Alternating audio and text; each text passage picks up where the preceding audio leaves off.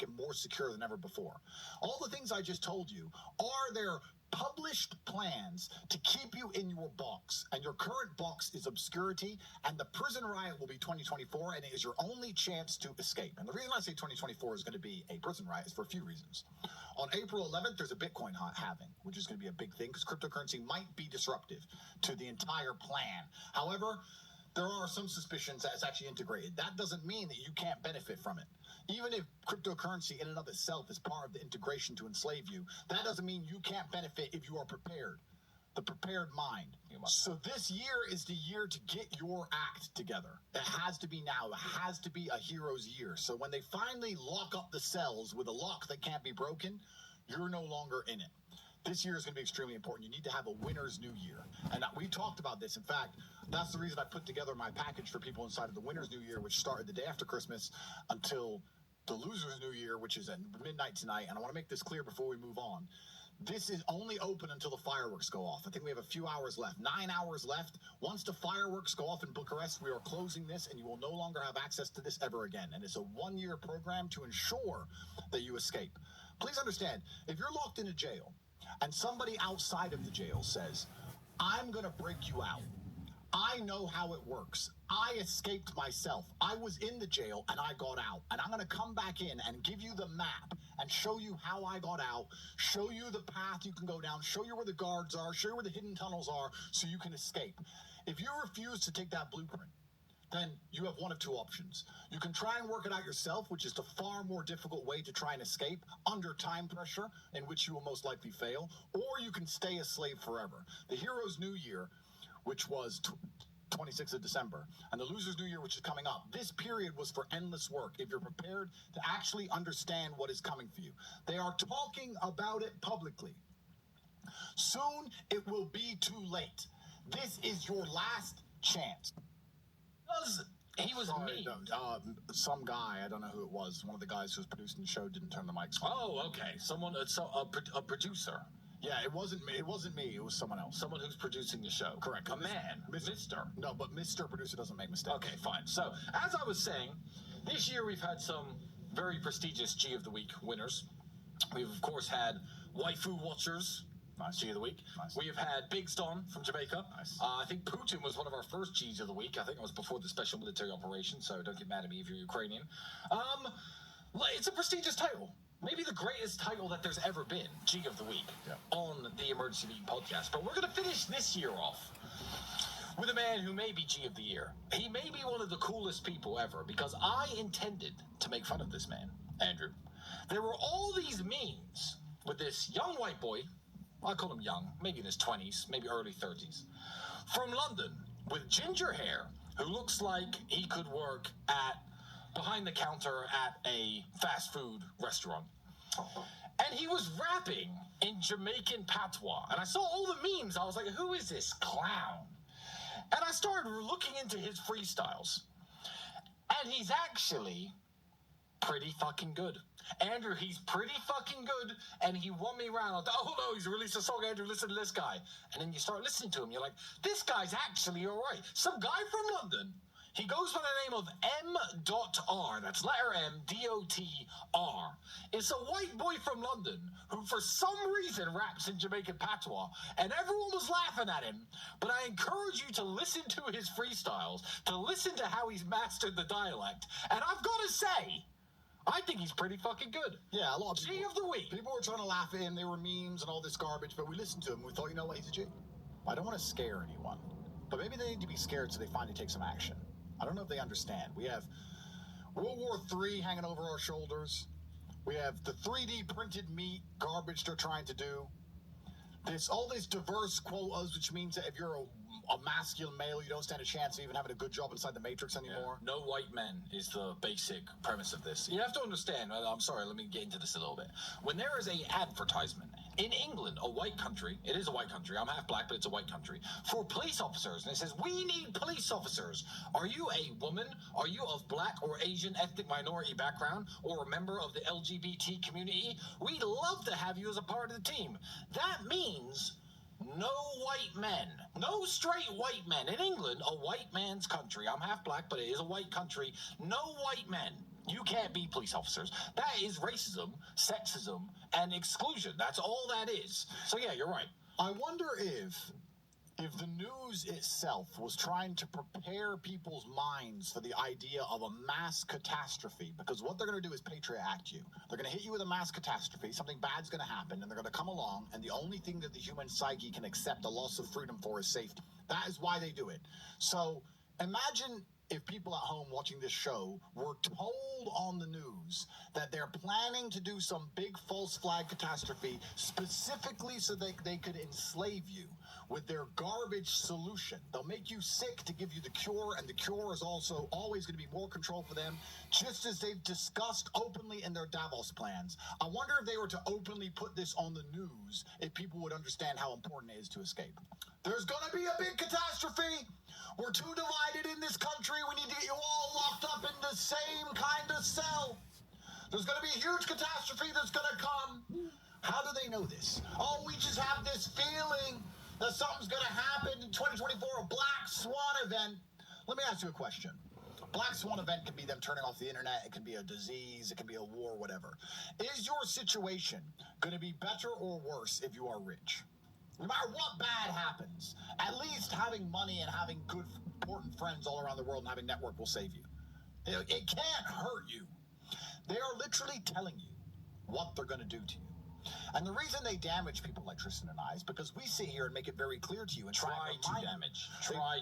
They try to damage people like Tristan and I is because we make it very clear what they intend to do. And I want to make something else very clear to you. There's a video I saw today.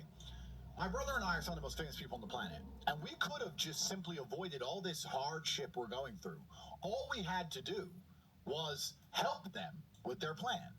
And if you ever wonder how the other famous people get so famous and stay so famous and stay so pushed up by the Matrix, this is a really interesting video I found today with some rather astute observations, which I'm going to let you watch and listen to in full. The man's TikTok is there. I strongly recommend you follow him. He sounds like he's an intelligent guy. I haven't seen all of his content, but I recommend you follow him on TikTok. I don't have TikTok. I'm, of course, banned. And the reason I am banned is because he said something extremely true. He's going to be banned soon. He said something very true in his message there. He says, once you get to a certain size, all of these people flip. And I want to make it clear that I would never kill myself, and I can't give details because of my precarious legal situation. But once you get to a certain size and have a certain amount of influence, I promise you, they come to you with an offer. And the offer is very clear. You will be protected and you will be safe if you help us with our agendas. And if you don't, you will be destroyed with all the mechanisms designed to preserve society. The judicial system, all of the systems, if you're allowed to speak at all. And it's very, very important you understand this. You can start off with good intentions, but when someone sat down at that table and offered to sell their soul, most people are too afraid to not simply do it. That video is extremely important, and anybody who's reached Taylor Swift level of fame. I don't know. Do you know any two brothers who came from nowhere and reached that level of fame who can testify to the fact that you're offered money to sell your soul? Do you know any?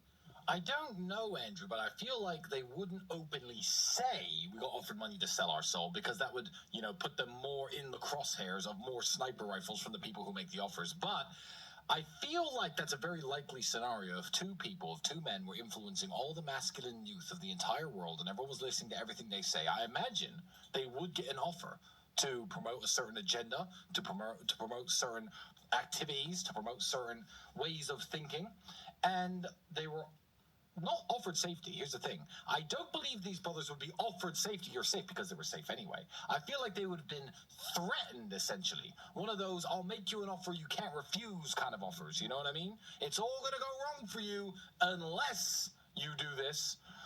Yeah, that would be very, very interesting if two brothers became extremely monumentally famous around the world and they were offered this degree of protection from a protection racket from the Satanists who control the world, and they denied it and were soon in a jail cell afterwards as a warning to the world of what happens if you tell the truth. That'd be a very interesting case study for people to understand at home just exactly how sinister this world is. And I want to make something else clear. I don't think most of you at home, because you're not playing the game on the level we're playing it, you're not famous like Taylor Swift, but we are. And I'm telling you, it is worse than you can possibly imagine. And when we sit here and tell you you need to escape the Matrix because slavery is coming for you, we're not talking out of our ass. We know things you don't know. And the reason we know them is because of our echelon in social standing. And we are warning you as fairly and as calmly as we possibly can. If you had been in the rooms we've been in, and if you had overheard the conversations we've been forced to have, you would be panicking. You would be panicking in your heart. And when you sit here and say you don't have motivation to succeed, all you're doing is saying, I am prepared to be annihilated and prepared to be destroyed, because I don't know how else to say it within the English language. I don't know which other words to put in the correct order to construe to you the fact that once you get to a certain size, your soul must be sold to the agenda, and the agenda is to enslave everybody. They don't even want you to have clean clothes anymore. You're not allowed clean clothes. You're not allowed meat. You're going to sit there in your dirty clothes eating the bugs unless you get out. And they're going to use this chaos to enslave you. And you have to be prepared enough to understand that this chaos is also going to leave a small opportunity, a gap for the most perspicacious and indefatigable individuals on the planet to escape the prison cell. A lot of people are going to end up stuck. You can't be one of them, because once you're properly stuck, once they get these systems in place and everything is truly locked down, it is over. If my brother and I, which we have just veiledly told you, have been offered to sell our souls to make you all slaves, and we refused. We refused to do that. We didn't want to make you slaves. We wanted to fight against the system because we believe in humanity. And we're telling you how to get out, and you still ignore us. Then there's nothing more we can possibly do for you. Then you're going to have to be stuck with the situation. The bed you make, you're going to have to lie in. Yeah, because keep in mind, we're risking our very lives. Maybe, literally, but certainly in terms of our freedom, being able to live like normal people, being able to enjoy fresh air, we are risking our very lives by telling you all this stuff. Because if we were nobodies, there's no way we'd be facing any legal trouble, because we're two men who've never committed any crime ever. But it's what we say, and everybody here knows that. You have to love the chaos. You have to love the war. You have to love the idea of all the constant problems that you have to fix. You have to love being the center of a mini universe you have created and is going to implode under its own gravity if you're not there doing constant aikido. So I guess the real question is, are you a hero? Because when the bad times come in every single movie, the heroes stand up and fight. But there's always all of the B characters, the background characters, the extras, who just get killed by the marauding horde. Think about it. You watch a movie, and you see the horses of evil charge into the village, and the hero is standing there with his sword, ready to fight against them. But before they reach the hero, they chop off the head of some random villager. That random villager is probably you. If you're not the hero, you're the random villager who's going to be destroyed. You have to decide, are you going to fight against this, or are you just going to accept it and have your head chopped off? And if you're going to fight against it, you need a powerful network of men and you need money. Those are the only two things that are going to allow you to resist the enslavement which is coming. And 2024 has huge opportunity. I have so many things I want to show you guys, but I don't know how else. I feel anxiety inside of me because I'm trying to explain to you over and over again how quickly you need to act. And people are just distracted with garbage. You're going to festivals. You're concerned about, what is this? What is, why are you there? How does that help you? How does that help you escape? What are you doing with your life? Who are these people? They're slaves. They're sitting there worshiping the person who has done a contract to try and enslave you. If somebody has a private meeting in a backdoor room and agrees to sell their soul so they can help the Matrix enslave you, and then you pay your brokey wages to go there and worship them, you're asking for eternal slavery. Heroes don't do that. Heroes resist. And you're not going to be able to resist if you're unimportant and broke and poor. I really hope to God that it never gets to a situation where I am somehow no longer alive because I would never kill myself. And the details on the conversations which were offered to us have to go public. But you would not believe the level of evil that operates within this world. You need to feel fear, and you need to start doing something right now. You need to be a hero. We don't know what they're going to do. We know they're talking about enslaving us all. We know this election's coming up. Bitcoin halving is a huge opportunity. There's so many chances for people who pay attention to finally get out and escape and be a hero. But we can't make you do it. It's down to you if you actually want to be a hero or not. If you do, you can join our team. You can join the fight. The Tate brothers have stood up against the marauding horde, picked up our swords, and we're prepared to fight to the death. The marauding horde contacted us in advance. They decided to attack this village. They found the two biggest warriors, the Tate brothers, and said, how about you just let us kill everyone? You could join our team. We'll give you riches and gold. We'll give you a horse. You can come over to our side. And we said no. We refuse. We will resist. And we stood up to defend you. It is now down to you for the rest of the people of the village to stand up and say, we're going to help them. We're going to fight back too. Otherwise, it's just us dying up here on our own. You're either going to be a hero or you're going to suffer eternal slavery for the rest of your human years, and your bloodline will be obscure and uninteresting for the rest of recorded history. The choice is absolutely yours. I want to make something very clear to you. There is nothing worse than regret. There's nothing worse than the regret and the pain you will feel as a man, knowing that you could have taken action, you could have done something. Imagine you saw a member of your family crash their car, and the car's on fire, and you were too scared to go and pull them out, and then the car explodes, and you're going to be sitting there looking in the mirror, hating yourself, knowing that you had a chance to do something and you didn't act. You weren't brave when the time came. Now is that time. You're either going to be a hero now, or you're never going to matter. You're never going to escape. Your head will be chopped off, and the Tates and their soldiers will be the last ones trying to save humanity from the Satanists. You know, when the fireworks go off at midnight tonight, some men are going to enter the new year proud, knowing they've already began their hero's journey and they've joined the fight. They saw the Tate brothers as heroes. They're now standing behind us with their own swords. They've joined the fight. They've joined the team. And some are going to be sitting there as insignificant villagers waiting to have their heads chopped off. And the choice is up to all of you. Yeah, this isn't a matter, ladies and gentlemen, of the enemy being at the gates. The enemy are well and truly inside. You could even argue that in some places in the world, the enemy are running the show. The enemy have already taken over the village. You don't know. It's indistinguishable, the good guys from the bad guys. But the battle is going to begin soon. People you know, people you care about could be on the wrong side. That is just the way things are right now. This is not a matter of the enemy being at the gates. That was a very long time ago. They are very much inside and running the show in a lot of cases. I'm going to finish this new year. I'm going to finish this old year with an overwhelmingly positive message, and I'll hand it over to you in a second. I'd like to say, first of all, thank you. I'd also like to say that, Andrew, throughout our entire life, you've always given me a lot of tough love. Tristan, you're getting fat. Tristan, you lost your last kickboxing match. That was shit. And tough love was a very good way for you as an older brother to inspire me to be a better man, and it has really helped me. But today, now that we're both fully grown adults and there's a lot less of that in our little circle of brotherhood and friends, I see you giving a lot of tough love to people. And I feel like it's misunderstood a lot of the time when you're shouting down the microphone about how they're fat and how they're losers, about how they're broke, about how they have small peepees and they have no girlfriends and no one's ever going to like them and their whole families are going to be slaves.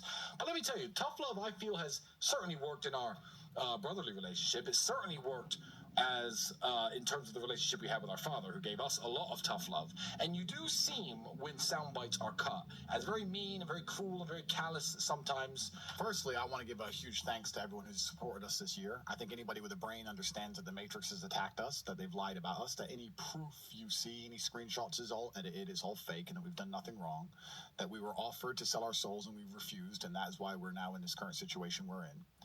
I want to thank everybody who supports us and continues to support us, because I believe this fight will be long. And having all the support from people at home allows us to have a degree of bravery. It's very hard to be brave when you feel like you're being brave for nothing. But knowing that people genuinely support us and understand we're innocent and protest our innocence is extremely important to us and our mentality.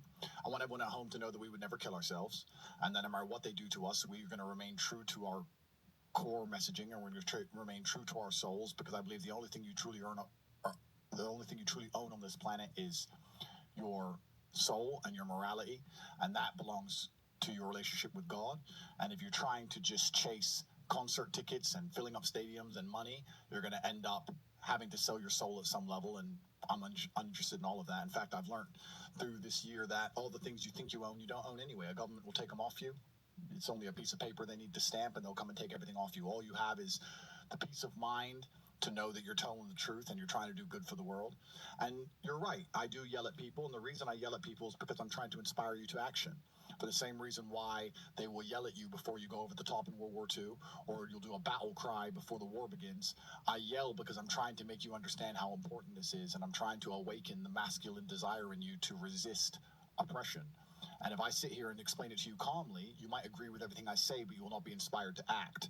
Whereas if I sit and yell it at you, I'm trying to make you understand that I'm leading from the front. I'm not a coward, I'm not a liar, I'm not a pussy. I'm going to be the first one to get shot. I am already one of the first people who are suffering before all of you. I'm prepared to die before all of you die. And all I want from my fans is to at least stand up along with me so I know it's not futile and it's not being done in vain. So I do yell, it's true. I can come across harsh, but the world is harsh. And unfortunately, the most important lessons you're ever going to learn in your life are harsh. And I'm trying to make you understand that this is a battle for humanity. This is Satanists against God. This is a battle for your spirituality. This is a battle for your freedom. This is a battle for everything that you've ever held dear. It's a battle for the freedom of the people you love, and that you need to start doing something. And you can't just sit there and say, I'm an Andrew Tate fan and be broke. And you can't sit there and be, I'm an Andrew Tate fan and you're out of shape. I'm an Andrew Tate fan, I'm unimportant. No. If you're a fan of mine, you need to matter, because I need soldiers in my army who can genuinely do something. And the point is very simple. The problems are going to be here. The problems of life exist. What they're trying to do to us exists. Whether you get upset by me yelling at you or not, they're still going to try and enslave humanity. And all I'm trying to do is bring out the base masculine essence in you to stand up and say no. And I hope I inspire you by leading from the front. Please understand, me and my brother could have sold our souls, and we could have done something else. We could have pushed you to the front. We could have been like all these other people who like to start wars and sat at home in a nice comfy chair and sent you guys to die. No, we stood up and charged first, like the kings of old used to. We're going headfirst into battle to show you that we are brave and that is you can trust us, because it's only by us putting our necks on the line do you know that we don't lie and that we're trustworthy. Everyone else is full of shit. They're trying to push you to go do the fighting, and they're hiding behind in some little cave somewhere with central heating and a coffee. Not us. And that's the reason I yell and sometimes get frustrated when people don't understand the battle we're in or the risks my brother and I are taking. So there's going to be a huge opportunity.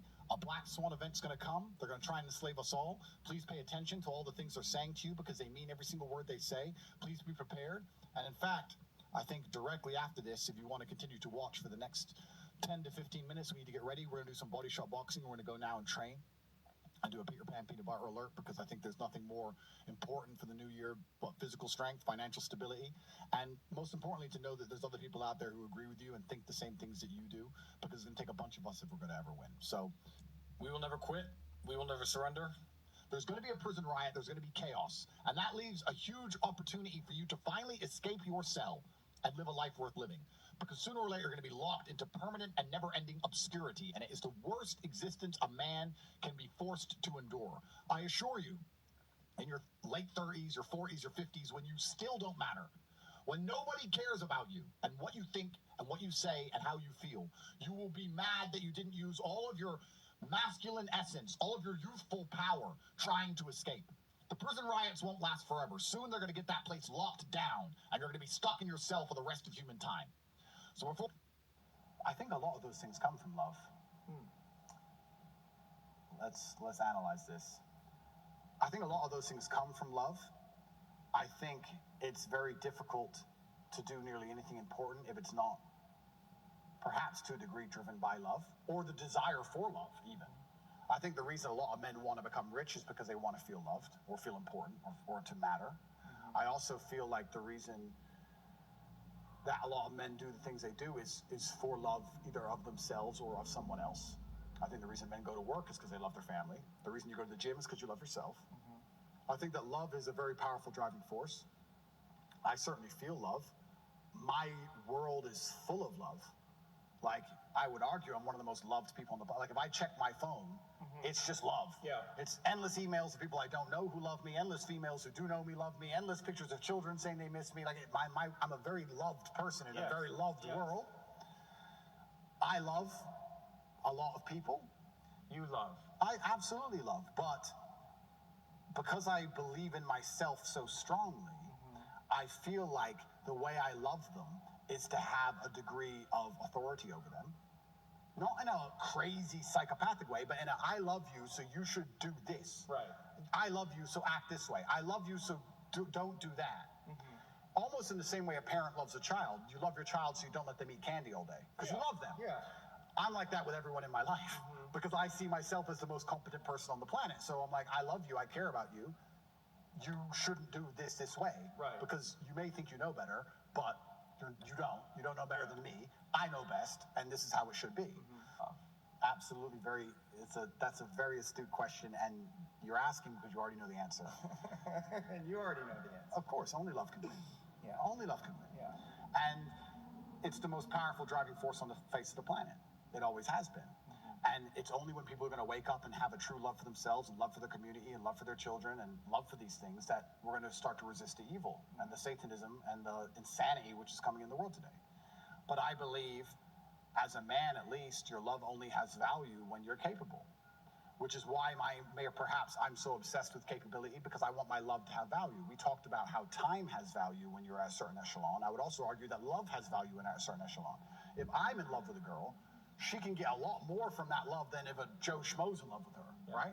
So my love has value because I have value. So I have to build myself, and especially as a man, if you want to feel love and you want to give love, the more capable you become, the more valuable your love's going to be, and that's certainly how we're going to fix the world. So yeah, the answer is love, of course, but it can't just be blind, empty love. It has to be love that is backed by a brutal, harsh capability, which is born in the worst scenarios you're going to endure as a man. And the world at its baseline is a very brutal place. It can be. And I think that becoming comfortable with those scenarios, becoming capable in those scenarios is how you give your love deep, true value. But I think that, yeah, love is the answer. Right, love is the answer. But I don't want to end. I don't want. Love It's hard for you to say. No. It's like the fonts. No, yeah. love. But we have to make this clear because most people misunderstand what love is. I understand. No, because you say love is But the not answer. coming from you.